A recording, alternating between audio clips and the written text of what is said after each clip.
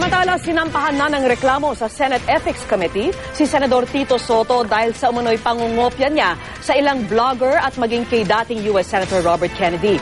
Pero giit ng senador, hindi siya nag-plagiarize dahil hindi naman daw niya inangkin ang mga linyang kinuha niya sa ibang source. Saksi si Jamsi Sante. Sa araw na inihain ng reklamo laban kay Senador Tito Soto sa Senate Ethics Committee, tumayo para sa isang privilege speech ang senador para sagutin ang mga alegasyon ng plagiarism. Sabi niya, wala raw dahilan para magsorry sa mga vlogger na umano'y pinagkopyahan niya ng bahagi ng kanyang talumpati laban sa reproductive health bill. Hindi naman daw kasi niya inangkin ang mga kinopyang kataga. Sinabi ko na meron ang mga lahat ng sinabi ko tungkol sa mediko, sa mga argham at kung saan-saan ay hindi galing sa akin. Ang plagiarism to steal or pass off the ideas or words of another as one's own without crediting the source. O paano ako mag-apologize ng plagiarism? Wala akong plagiarize. Sinabi ko nga hindi akin eh. Kanina, inihain ng grupo ng mga propesor at iba pa ang reklamo laban kay Soto para sa improper conduct na maaari daw makaapekto sa buong Senado. Pirmado ito ng 37 na complainants. Nakasaad sa reklamo na sa talumpati daw ni Soto noong August 13, 15 at September 5. 9 na beses daw niyang kinopya ang bahagi ng iba't ibang artikulo at talumpati nang walang tamang attribution. Ito daw ay ang mga blog na sinulat nila Sara Pope, Marlon Ramirez, Peter Engelman, Janice Formichella, mga artikulo sa blog na Truth of Contraceptives at CFAM, gayon din ang talumpati ni yumaong U.S. Senator Robert Kennedy. Labag daw ito sa Intellectual Property Code. Usapin ito ng pag-attribute ng intellectual work ng isang tao na hindi na pinaghirapan din naman ng taong yon, so kikilalanin mo yun. At makita naman natin na nagdala talaga ng kahihiyan si Tito Sen dito sa post-August body na to. Kalakip ng reklamo ang liham mula kay Kerry Kennedy, anak ni Senator Kennedy. Nais ni Kerry Kennedy na humingi ng paumanhin si Soto dahil sa pag-angkin umano nito sa mga kataga ng ama na isinali ni Soto sa Filipino.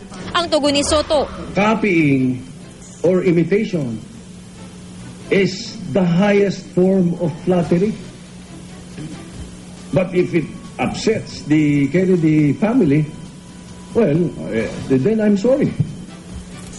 But that is not the intention that we have when we used it. Sabi niya, nakuha daw niya ang mga linya sa text ng isang kaibigan at hindi raw niya alam agad na galing pala iyon sa speech ni Kennedy.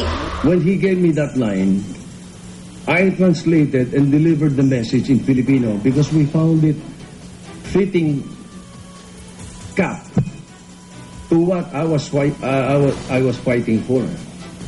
So, Mr. President, I did not steal it or claim that it was mine. In other words, the worst thing probably that you could say is that I copied it from a text of a friend.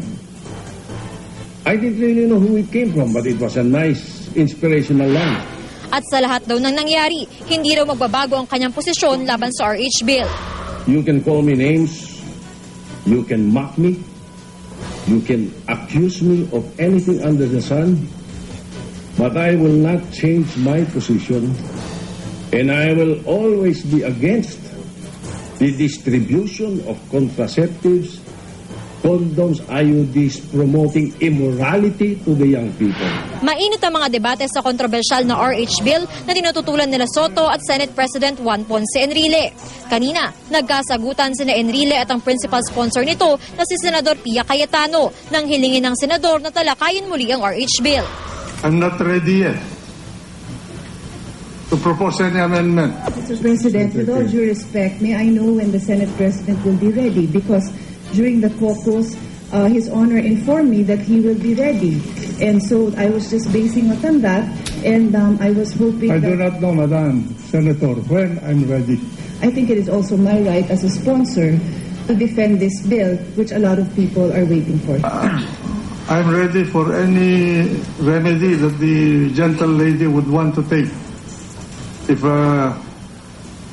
you want to put it into a vote that I'll be censured or I'll be kicked out as a Senate President or I'll be outvoted, so be it. Ako si Jamsi Sante, ang inyong saksi.